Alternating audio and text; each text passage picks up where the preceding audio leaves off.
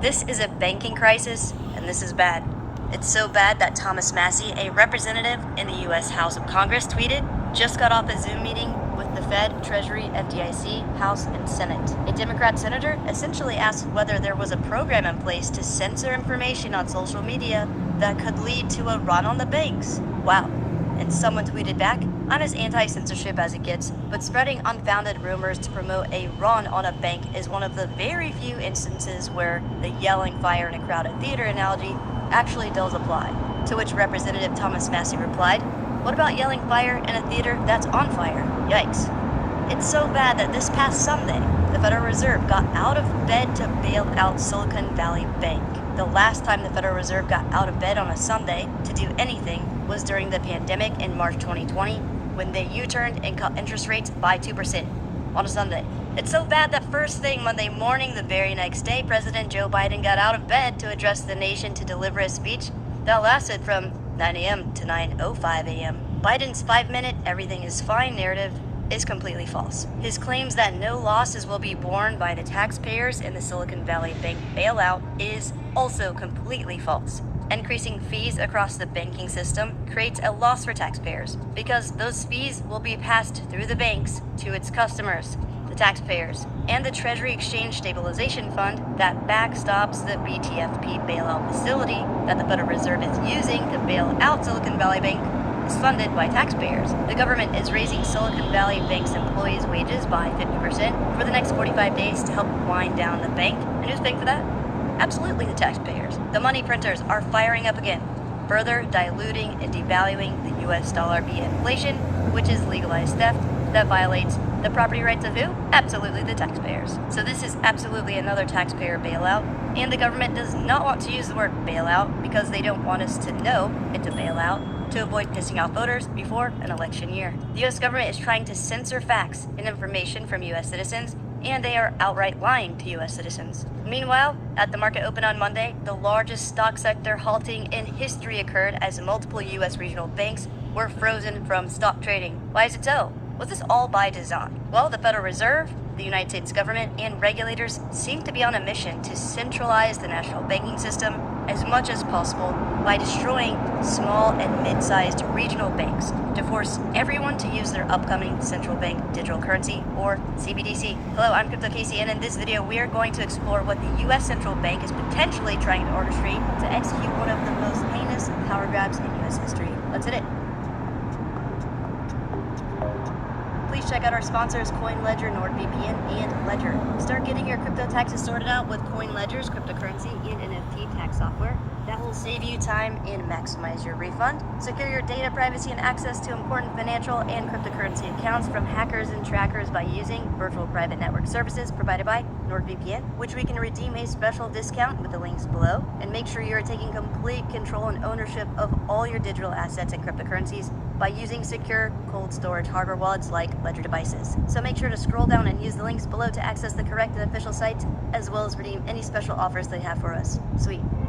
So we already know there is a coordinated effort by the central bank, government, and regulators in the United States to sever connections between the cryptocurrency market and the traditional financial system. It's called Operation Choke Point 2.0, and we explore it together in this video you can check out by clicking on the link above. And more progress was made this week, mid-March 2023. Crypto is being debanked.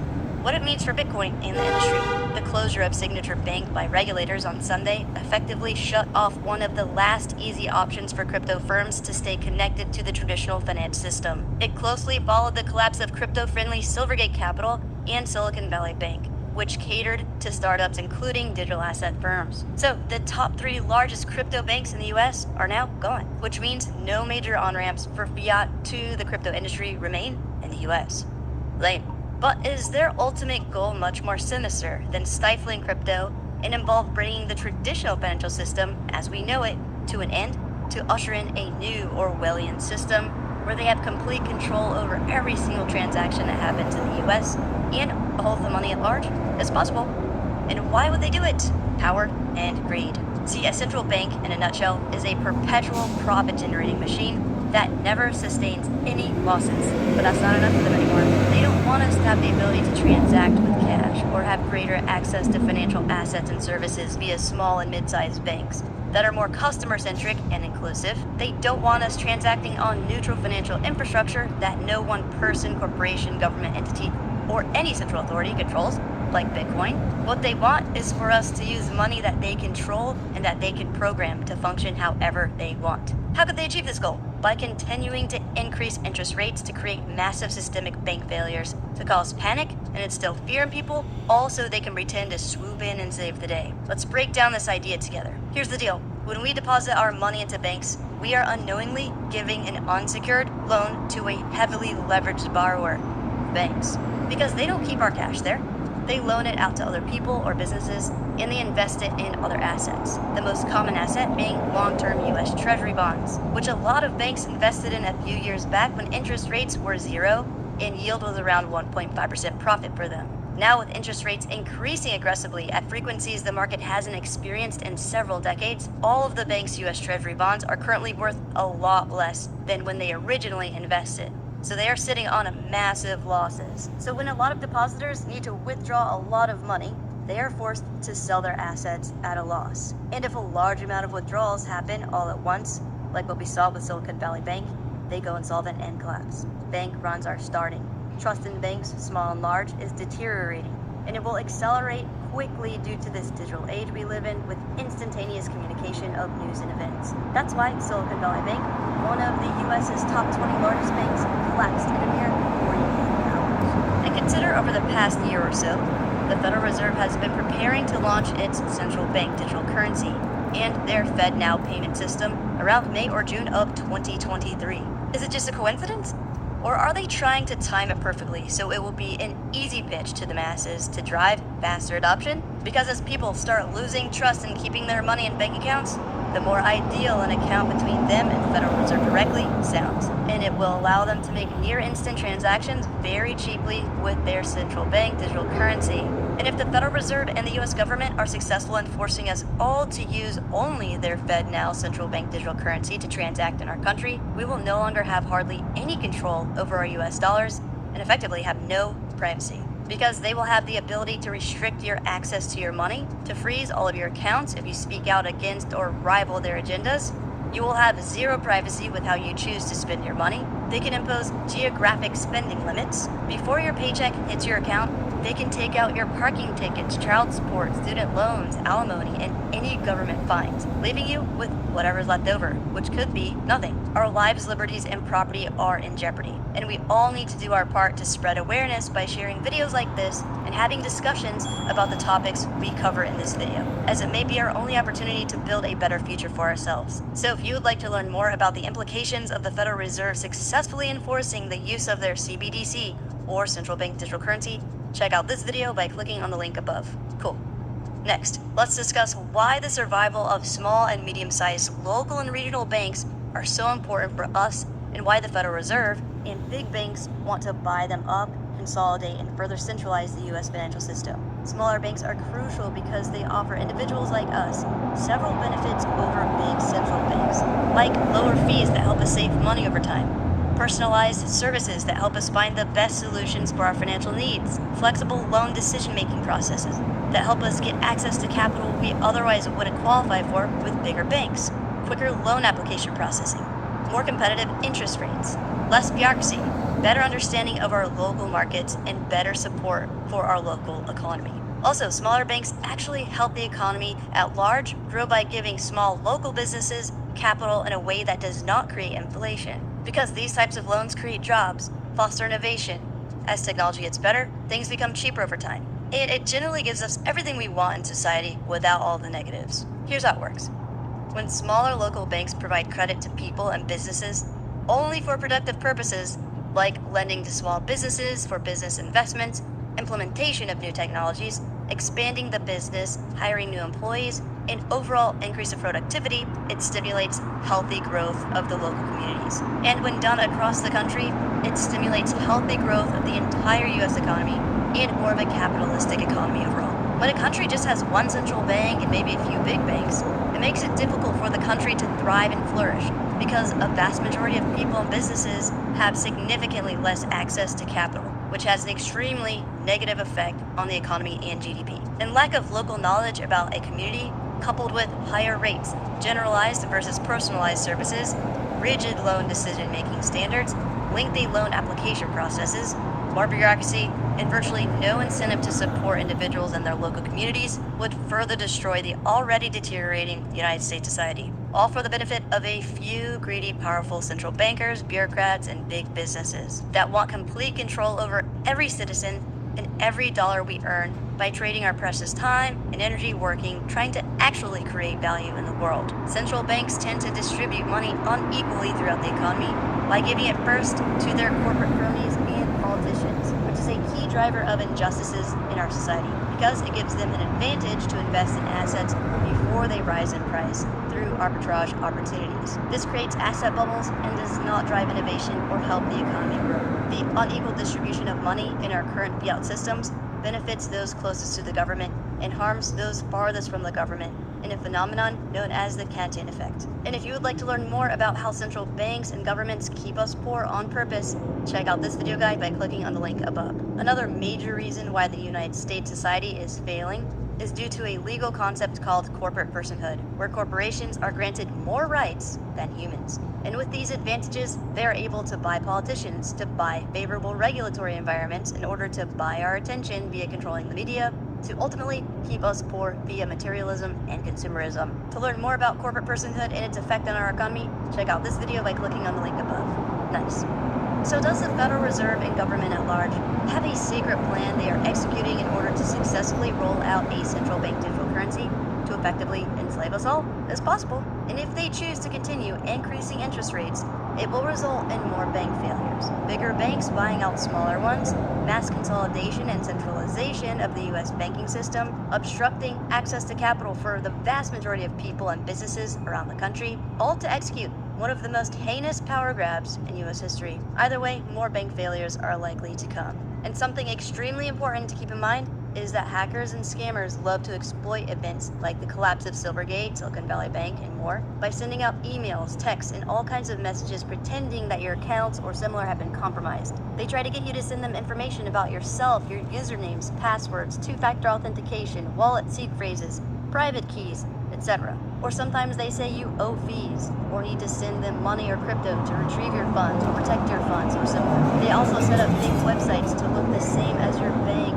crypto exchange, or similar to try and steal your login credentials. And when we panic, we tend to freak out and try to act quickly, and that substantially increases our chance of being scammed. So make sure when we are looking to make some moves to protect our funds and digital assets to always stay calm, go slowly and carefully, and always double and triple check website URLs. And to protect us and our wallets when transacting online, there's a free browser extension currently in beta called Wallet Guard that acts as a security companion to our crypto wallet of choice, so we can browse the internet and interact with Web3 more securely. I've been using it over the past month and it's been working great so far, popping up warnings, helping check everything out before transacting, so it's definitely worth checking out and giving it a go in this crazy macro environment. WalletGuard uses machine learning algorithms to detect phishing before a scammer can get access to your crypto assets. In their most recent update, the app now offers multi-layer protection services for our wallets. When interacting with smart contracts, like for minting NFTs, when accessing the site, WalletGuard's phishing protection layer executes and warns you if the website might be harmful, if it was created recently, if it has low trust, and if you proceed to do so with caution. And when we do, before attempting to verify a transaction with our wallet, a second layer of protection is executed with a clear, human-readable warning about what exactly will happen if you decide to proceed with the transaction, like if it's going to drain your wallet instead of actually mint an NFT. It can also detect and will notify you if the site is making multiple attempts to interact with your wallet, trying to hack and steal your funds. So WalletGuard is basically an all-in-one security dashboard for Web3. So make sure to scroll down and use the link below to access the correct and official site to download WalletGuard's free extension to protect your wallet and crypto assets today. Awesome. So if you would like to learn more about how Bitcoin works and why its revolutionary technology can help us maintain power over some... Shalom, that was Crypto KC relating information relating to the bank situations. I'm going to play another video. This is Silver Dragons. It's about 11 minutes. So At Sweetgreen, we've designed our menu to be delicious and customizable, offering personalized recommendations, digital-only exclusives, making it easier. I am going to establish a government market for gold at prices to be determined from time to time. I directed Secretary Connally to suspend temporarily the convertibility of the dollar into gold or other reserve assets. Our own FedNow service will be coming online in 2023. We are examining whether a U.S. central bank digital currency would improve upon what is an already safe and efficient domestic payment system. A U.S. CBDC could also potentially help maintain the dollar's international standing. By May 1st, 1933, FDR required Americans to turn their gold into the government by making it illegal to own. And this was the beginning of the end of our freedoms. Nixon took the U.S. off the gold standard on August 15th, 1971. At this point, the dollar became a fiat currency, and once again, our freedoms were eroded away. One of my favorite Thomas Jefferson quotes, "Paper is poverty. It is only the ghost of money and not money itself." And just yesterday, March 15th, 2023, the Federal Reserve announced a July launch for the FedNow service. And check this out. The first week of April, the Federal Reserve will begin the formal certification of participants for launch of the service. So that means we're just a couple of weeks away from the end game. If you're not familiar with what the FedNow service is, that's what I want to go over in this video. It is essentially the infrastructure for a central bank digital currency, which will mean we no longer have any more freedoms. All of our freedoms will be completely gone because the government will be able to control one side of every transaction that takes place, so they will be able to control everything. We will no longer be free. This is complete totalitarian control, and it starts in a couple of weeks.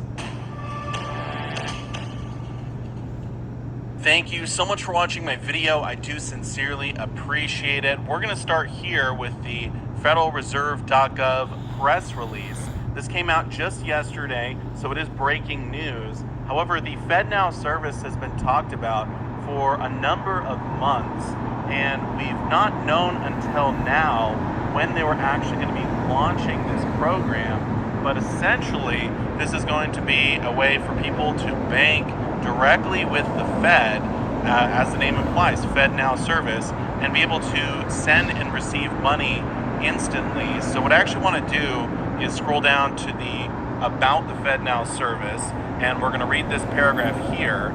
So it starts off, the Federal Reserve banks are developing the FedNow service to facilitate nationwide reach of instant payment services by financial institutions, regardless of size or geographic location, around the clock, every day of the year.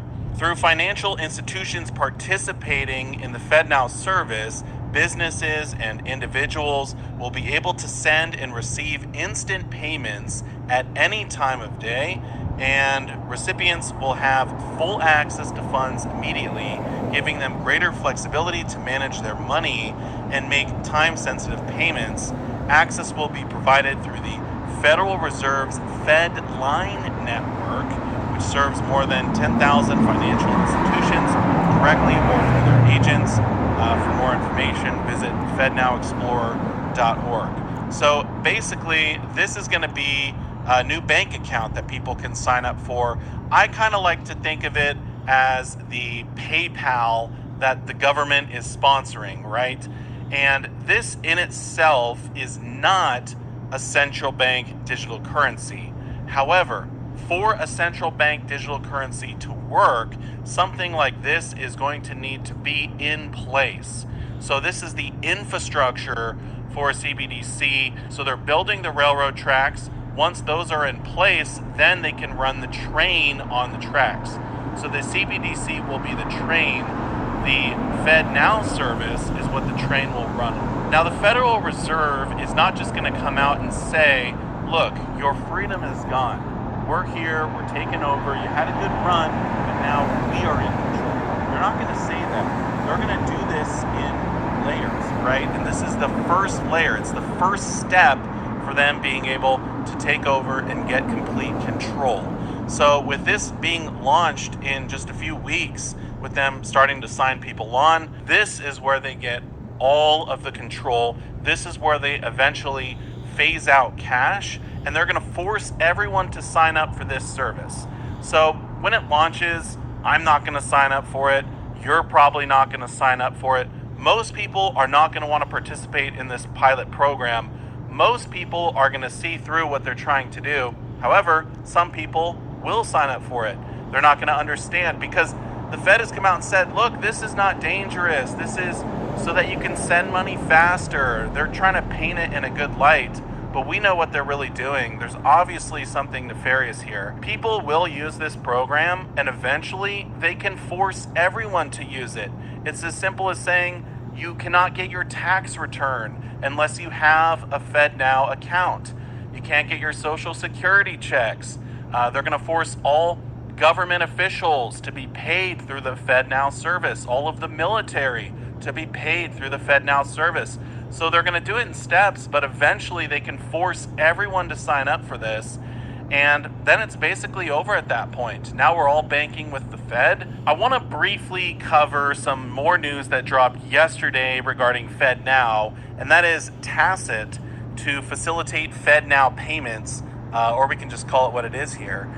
In the U.S., blockchain operator Tacit has announced that it will provide access to the Federal Reserve's FedNow payment system, which is expected to launch as a pilot project later in 2023. Tacit will serve as a business-to-business on-ramp for FedNow through a client-facing application program interface, or API. Both the company's interbank and intrabank services will provide FedNow access. So one thing I wanted to say about this is, even though Tacit is a blockchain operator, they're just providing the on and off ramps to the FedNow system. They're not actually running the system, at least I don't believe they are. In addition, the FedNow system is not in itself a true blockchain, although it may use that technology, because a true blockchain should be decentralized. That was kind of the whole point of blockchain technology to begin with. And how can you get more centralized than literally banking with the Fed? So I wanted to mention that, as well as down here, check this out. Tacit has signed on 6 banks to participate in the trial, but those plans will need to be adjusted, as one of the banks was Signature Bank, which was recently taken over by the government. As we know, that bank failed a few days ago, and so yeah, they're gonna have to figure out how to work around that. And the last part of the article here, while the Federal Reserve is moving forward with its FedNow development, there are also pilot programs currently underway testing the feasibility of creating a digital dollar, which could potentially be issued directly to U.S. residents by the Fed through the FedNow system if they opt to integrate it with blockchain technology. So there you go. I mean, that's basically hook, line, and sinker. This is the path for the Fed to essentially roll out a CBDC. This is step 1, and it's just a couple of weeks away, so we're kind of living in a crazy time right now where everything is changing so fast. I think we're all gonna blink and then it'll be too late. It'll be over. They will have complete control, and there's nothing we can do to stop it. So like I said before, they're going to start rolling this out in layers, and the FedNow service is just the first layer, or step 1. It's the infrastructure. It's the backbone of what will eventually be the CBDC that we're all forced to use. And I wonder, with those banks failing last week, if that was just a coincidence or if it's part of a bigger plan. Because remember, it was the Fed who were the ones that actually raised rates, which crushed the banks. They caused the banks to fail, and now they're coming out with this FedNow service, which seems like a light at the end of the tunnel, but it's really the devil in disguise. So I wonder if there's something bigger going on here, if they're sort of orchestrating all of this. It certainly seems that way to me. Now, if all of this worries you, and if you want to retain anonymity, if you want to retain your freedom, then you can transfer some of your wealth out of the system we currently use. And we have this fiat currency system, which is slowly transitioning into a digital system. But you can take some of your wealth, you can buy physical gold and physical silver, because those are real money, and you'll still be able to make transactions outside of the system that everyone else uses, and you will still have your freedom. So I've recently purchased a large amount of physical gold and silver. I've been stacking it over the last 5 years, and even if the central bank digital currency gets rolled out tomorrow, I know a lot of my wealth is already outside of that system, so I know that I'm protected. I'm still going to have freedom. And, you know, once they roll out a CBDC, it's possible that they will not allow people to even buy precious metals at some point. So I think it's important to get out of that system as soon as possible. Remember that quote from Thomas Jefferson: "Paper is poverty. It is only the ghost of money and not money itself." Well, what is real money? It is gold and silver. Paper is the ghost of money, but a central bank digital currency is not even paper. It's a ghost of a ghost. So it's literally nothing. So if you want to protect yourself, I say buy some physical gold, buy some physical... That relates to Silver Dragons financial report, talking about the Fed Now program, the Fed Now service, talking about starting this year. When he was one of the interesting points, he said the continuing interest rates they were doing. That's why they were doing so many interest rates last year. So that could be in the precursor, like they were saying, both reports, to ultimately the downfall of these banks, man. 'Cause they did like a lot of interest hikes, man. It's like 8 or 9 at least, or more. You know what I mean? Last year. So that might have been, like I said, it might have been a set type plan for that, man. Just like that quote says, we did it again. Thomas Jefferson: "Paper is poverty, and it is only the ghost of money and not money itself," man. So paper, like, it's monopoly money, man. And really, the thing they want to bring in, that's all it is really a bunch of numbers on the system, man. It's really not money at all, man. So it's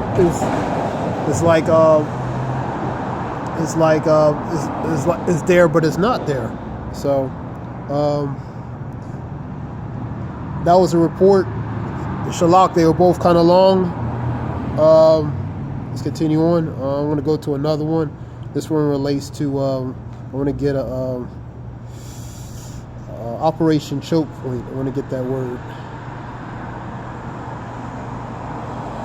That was in one of the videos with the Cryptic Casey talking about that. Operation Choke Point 2.0. Let me get that definition. What is Operation 2.0? Even before Silvergate signature was shut down, members of the crypto community, including the CEO of the U.S. crypto exchange, Kraken, were crying conspiracy and calling it an Operation Choke Point, a coordinated attempt to cut crypto off from the banking system. So that's what that is. What is choke point? And when you say a choke point, is something that's that obstructs or blocks pretty much the flow of something. In this case, financial flow. Operation Choke Point was an initiative of the United States Department of Justice beginning in 2013, which investigates banks in the United States in the businesses they did with firearm dealers, payday lenders, other companies believed to be at high risk for fraud and money laundering. So you're pretty much your payday lender services you see in the corner streets, and other things, man. So that's the Operation Choke Point. Example of choke point. Let's get an example of it. A choke point can be a strait or a mountain pass or tunnel or even a bridge. A maritime choke point such as a certain strait, Hormuz, Malacca, Turkish Canal, Suez Canal, Panama, maintain tactical strategical relevance over long periods due to the predominance of the world trade on the ocean. So a choke point is very much a strait. It's something straight, and a strait really could be a position, something of difficulty as well.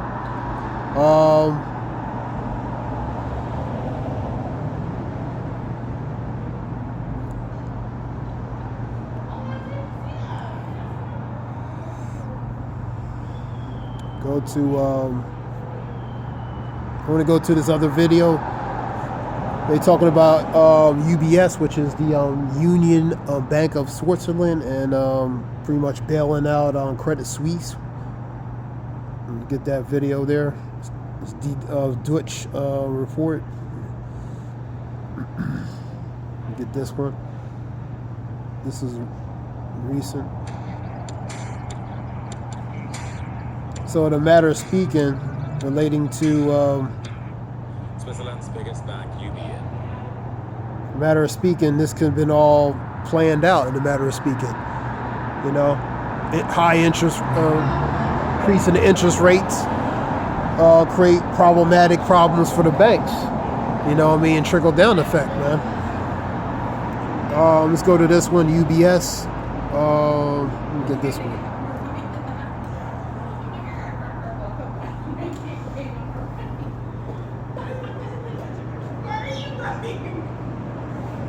Switzerland's biggest bank, UBS, has reached a deal to take over its embattled rival Credit Suisse, or Credit Suisse I should say, for more than $2 billion. The takeover comes amid fears that an ongoing banking crisis could destabilize the global financial system. Switzerland is preparing emergency measures to fast-track the takeover, and UBS will receive liquidity assistance from the state. The turmoil was unleashed by the collapse of two banks in the U.S. Stephen Beardsley from DW Business joins me now in the studio. Hello, Stephen. So over $2 billion to take over Switzerland's second largest bank. How big a deal is this? It's a huge deal. This is one of the 30 largest banks in the world. The urgency with which this was done really stands out. This is, from what we understand, more than $2 billion is the deal. To give you a comparison, the market capitalization, that is the total value of all the shares of Credit Suisse on Friday as it closed, was $8 billion. So shareholders are going to take a huge loss on this. But they won't get a say in it because part of the deal means that shareholders won't get to vote on the deal. Instead, the two boards for the banks have voted on the deal or will vote on the deal. And again, that shows you the urgency here. Also, this $100 billion credit line that is made available by the Swiss national government, Swiss National Bank, that shows you that they want to help UBS swallow this monster and to do it in Switzerland. That is the big thing here, is that this bank is disassembled in that country because it's also about jobs, not just about the global contagion, but for Switzerland itself, it's about some valuable assets, but also jobs, more than 16,000 in that country. So this was a bit of a shotgun wedding. It's been a bit of a shock for everyone, and we're still trying to understand what it means. Yeah, in all. Definitely, we're still trying to get this, but there were a lot of fears of a possible financial crisis like what happened in 2008. Now that this deal seems to have gone through, those fears are laid now. Well, it's hard to really know. 2008 was a different story in many ways. That was about utterly worthless assets and the great facades that were leveraged off of them. And so when those underlying assets that were worthless were kicked out, everything collapsed. We're not talking about worthless assets here. In many cases, when you look at SVB, Silicon Valley Bank, for example, which helped kick this off, these were based on treasury bills that lost some of their value. This is really psychological. What we're seeing is that once depositors have heard that these banks are losing, then they're running and taking their deposits out. And others fearing a bank run are going and doing the same thing. And it's something that you or I might do as well. If we're not sure we're going to get our money back, even if we believe the underlying value of the bank, the fundamentals are okay, we might also want to pull our assets out in fear of a bank run. So it's so psychological. We don't really know what to say about what effect this is going to have on the market. This is one of the world's 30 largest banks. This is probably going to keep going for a while. At least this is going to be a shock, I would say, for the system to digest. And it's unclear how officials are going to handle this, if it's a good idea to make comments, to not make comments. How do you reassure a very jittery market? That's the question that comes out of this. It's interesting from what you say. So it sounds like good news, but still not really certain if it's going to impact Very good news that the governments are willing to act so fast. The regulators are willing to act so fast. And you can see the lessons of 2008 built into that. They're not going to sit around. They're not going to wait. They're going to try and send reassuring messages. But ultimately, when some depositors are not insured and they believe that there could be a bank run, even if they believe that everything with the bank is utterly fine, but they believe that there could be a bank run, they may go and be a part of it. It's a self-fulfilling prophecy. How do you stop that? That's the big question. So any sort of bank that has shown weakness over the past year, the past few months, in the next few days, there's going to be a concern that it might kick off something similar. So there's going to be a lot of messaging around this to try and reassure. Okay. Have to wait and see how things go. So, University from DW Business. Thank you.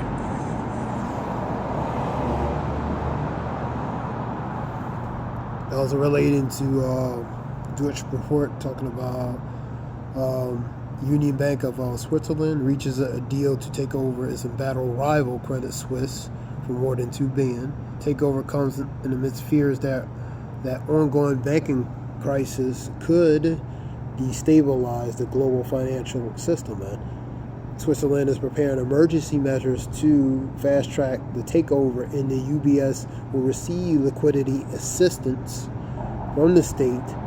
Turmoil was unleashed by the collapse of two banks and in the U.S., which was Signature and Silicon Valley, man.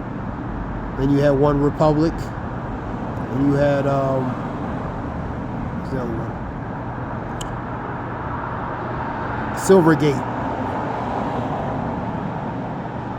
Silvergate, and that's out of California.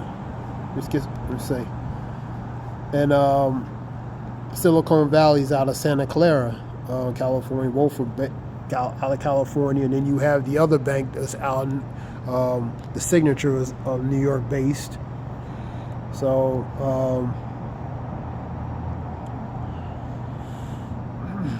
Let's look up something.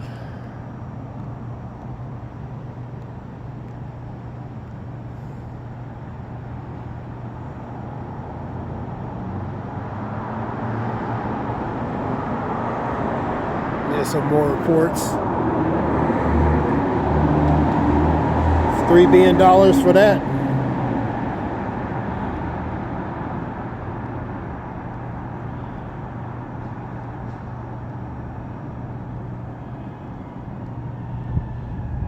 So pretty much is a matter of speaking a bailout, man. It's a bailout without trying to be a bailout.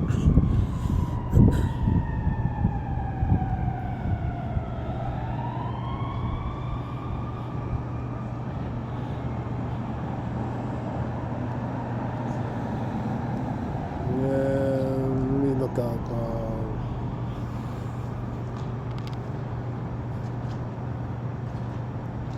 Credit Suisse is low information. It's one of the most prestigious investment banks in the world. Its interns receive extensive hands-on training and work alongside with senior banks. Full-time employees have access to top-notch training programs, mentoring opportunities, internal mobility options. What is it known for? Here we go.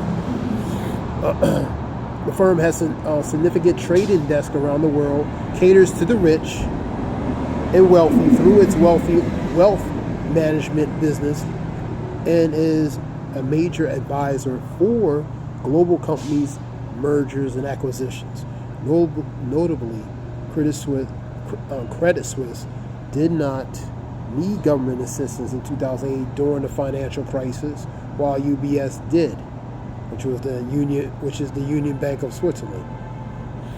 Now it talks about the Lehman Brothers, and late into that in 2008.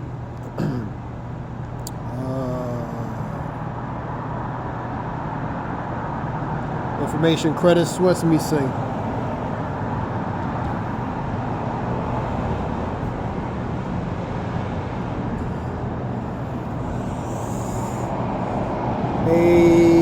Credit Suisse Group AG, a global investment bank and financial services founded and based in Switzerland. Headquarters Zurich. Maintains. Here we go. Boom, boom, boom. Let's get a little history.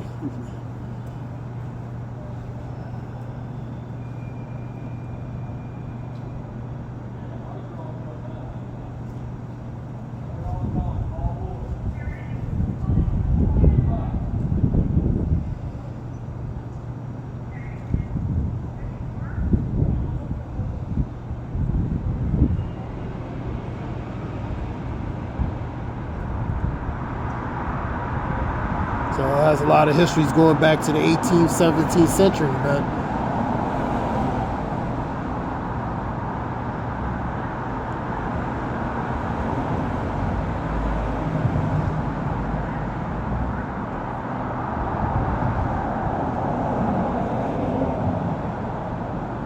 It was founded in 1856.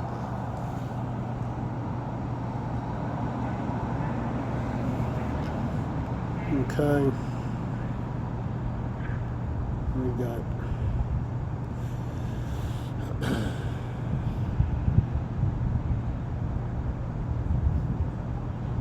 Get us through scriptures real quick. Revelations. Give Ecclesiasticus and Sirach 5 and 15. Be not ignorant of anything in a great or small matter.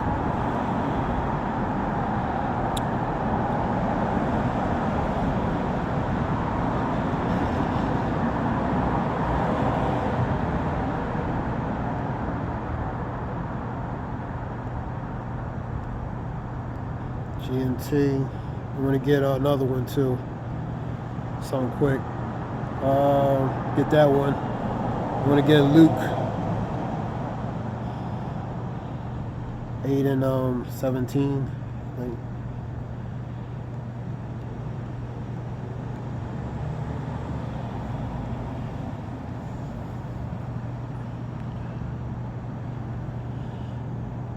For nothing is secret that shall not be made manifest, neither anything hid that shall not be known come aboard. Come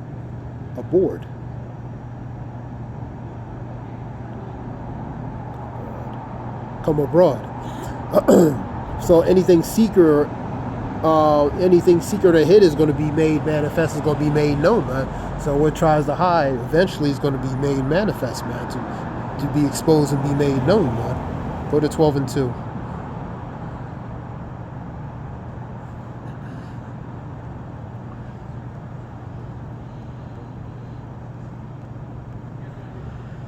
Go to this one. Same one, language, similar. It's 12 and 2 of Luke. For there is nothing covered that shall not be revealed. So that covered and cast, that thing is being put over, that veil is going to be eventually pulled down and revealed. Neither hide that, neither hid that shall not be known, man. So anything that's covered or hid is going to be eventually exposed, man. And we seeing exposure of different things happen, man. You know? Go to Psalm 64 real quick.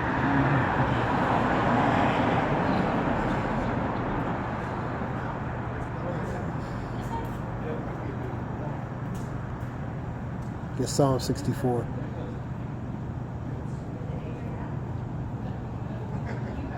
Get the GNT for this real quick.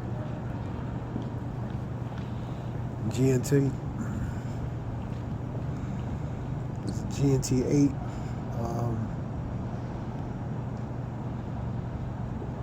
Let's get it.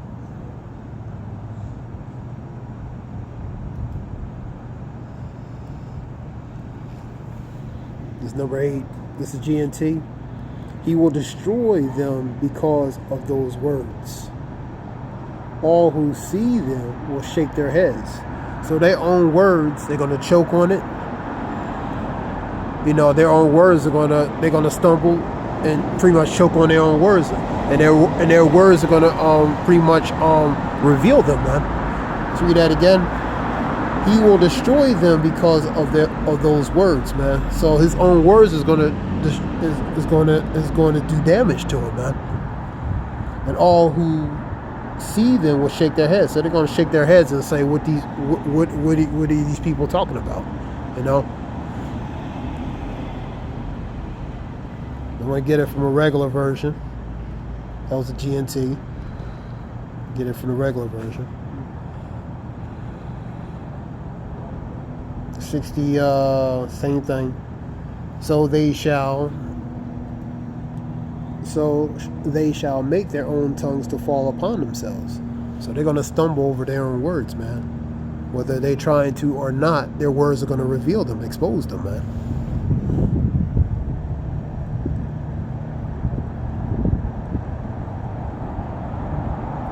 So they shall make their own tongues to fall upon themselves. That means they're going to stumble over their own words. All that see them shall flee away. So they're going to flee away, man.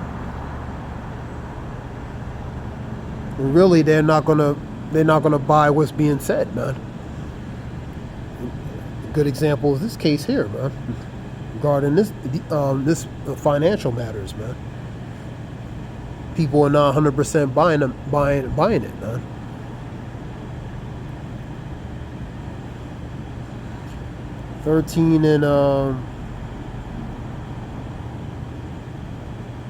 Start at 16.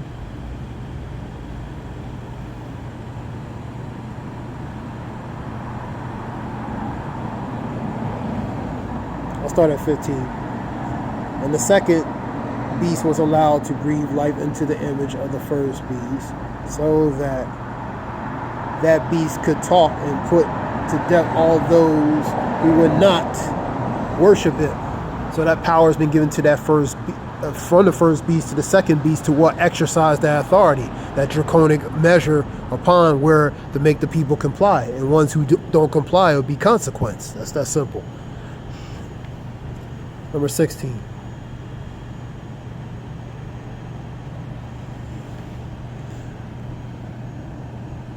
The beast forced all the people, small, great, rich, and poor, slave, free, to have a mark placed on their right hands.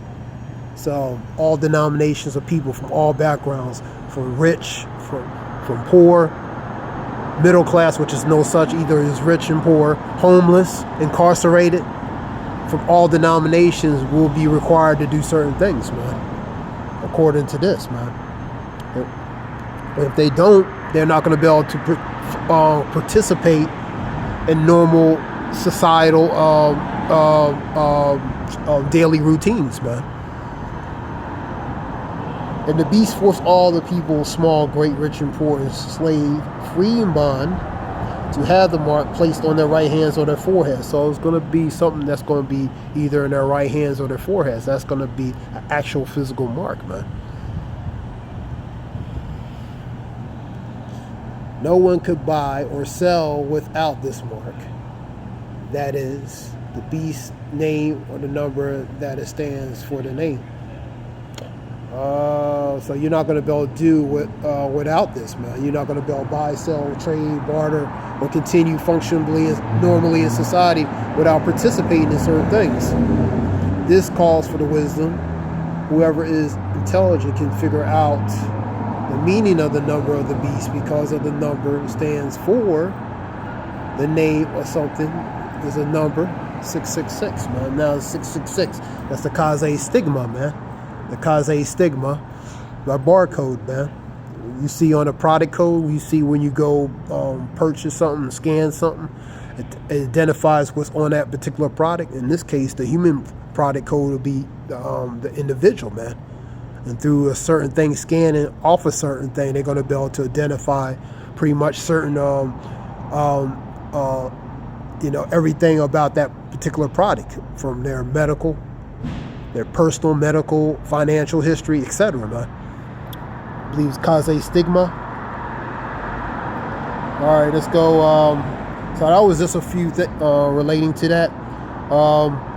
Shalakia for, the long videos. But they were pretty good, informative videos. I was looking at it the other day.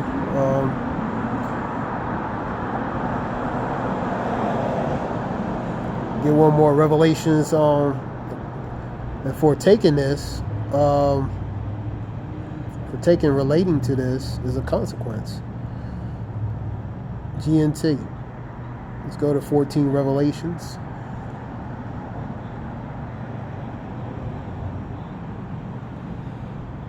Number 9.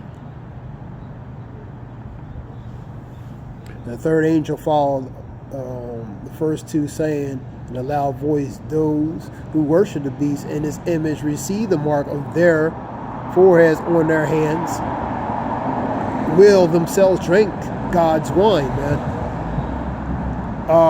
The wine of his fury, which is his indignation. Indignation is the righteous anger, which has poured out with full strength into the cup of his anger, which is his righteous anger, man. So that's full strength, purity related to his the wine of Yahweh Shemashah's wrath, man.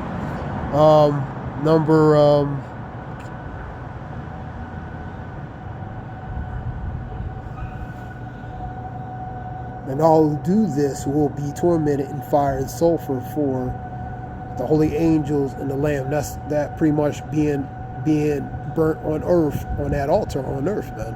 And the smoke of the fire that torments them goes up forever and ever.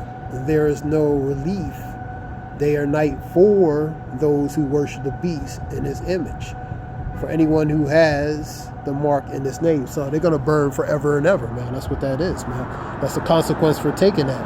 Let's go to, since I'm in Revelation, I'll go to 16 real quick. Finish it off. 16:2. The vows, which goes to the bowls, pretty much 7, which is completion, relating to the judgments. 16:2. The first angel went and poured out the bowl on the earth. Terrible and painful sores appeared on those who had the mark of the beast, and those who had worshipped his image, man. So that's the consequence for receiving that mark, man. You know what I mean? So pain and sores are ones who took it, and who had taken that, relating to that, man. Go to 20.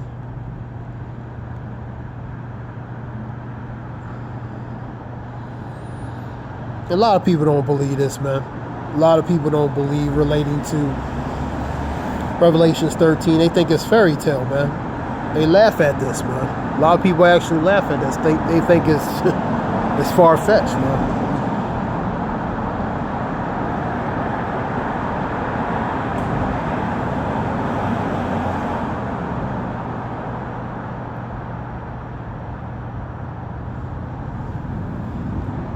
The 24, and I saw thrones, and those that sat on them were given the power to judge, elect. I also saw the souls of those who had been executed, because they had proclaimed the truth that Yahushua revealed in the Word of God. They had not worshipped the beast or his image, nor received the mark of the beast on the foreheads or their hands. And they came to live and rule as kings with Mashiach 1,000 years. That's the martyrs, who it's going to be martyrs relating to not bowing down to the image, the idol, man. You know, not worshiping his not worshiping the beast or the image or his mark, man. And that's martyrs, man. Go to Revelations 2:10, 3:10. We'll go to it. So they're going to have ones that's going to be sticklers for the faith and be martyrs for it as well, man. Revelations 3:10, 2:10. Let's go to that.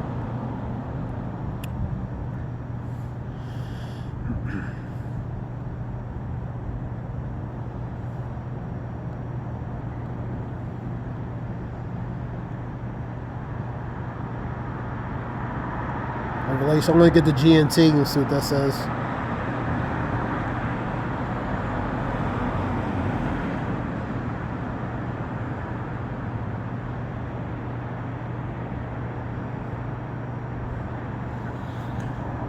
Don't be afraid of anything you're about to suffer. For the Lord gives us not the spirit of fear, but a power of love and a sound mind. 2 Timothy 1:7. So the Lord's telling us not to be afraid of anything that you're about to suffer, man. And that suffer goes to part of that is the hour of trials, which is the hour of temptation. Being put in prison and different things, man. Listen, the devil will put you to the test. Test goes to trial, and trial goes to test. By having some of you thrown into prison, and your troubles will last 10 days, for example. Be faithful to me, even if it means death. And I will give you a life as the prize of victory, which is the crown of life, man. So have sticking to your faith and believing and trusting even into death, man. That's what that means, man. Some going to be as martyrs, relating to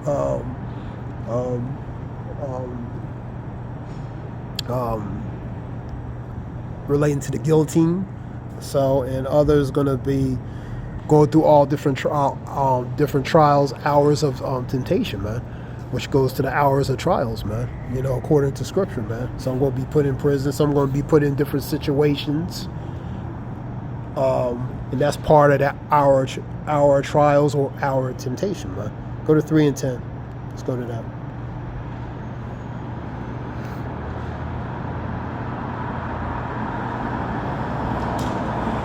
Just a scripture, Revelations 20 and 4, talking about the ones who are beheaded for what? Beheaded means that their head's going to be chopped off, man.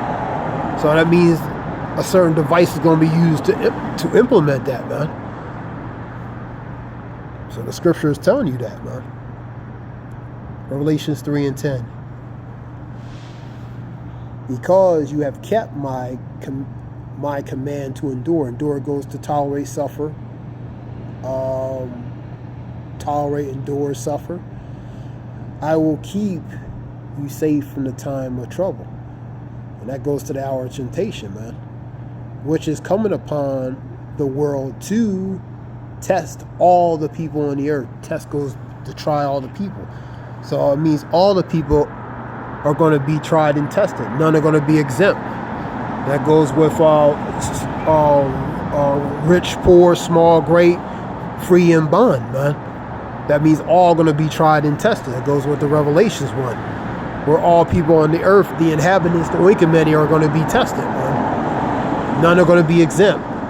Whether you homeless on the street, whether you are rich or whether you a common Joe, all going to be tested upon the earth regarding this, man. And that being said, this is something short, relating to those these 3 videos. And I want to give all praise Yahweh Shem Yoshua Bashem Rakakadash. Double honors to the elders and apostles, men in truth on down regarding this truth and knowledge. And to Wadi Yahweh Shem Yoshua for putting the spirit of elders and apostles, men in truth on down regarding this truth and knowledge. So know this truth and knowledge. And call holy Yahweh Shem Yoshua Bashem Rakakadash. Give all praise Yahweh Shem Yoshua Bashem Rakakadash.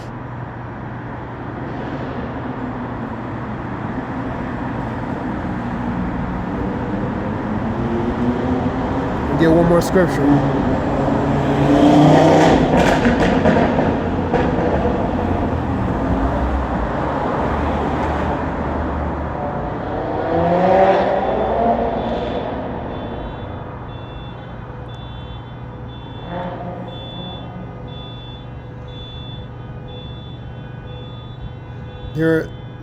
That no advantage may be gained over us by Satan. It's ESV, which is the English Standard Version. I'll just get the regular.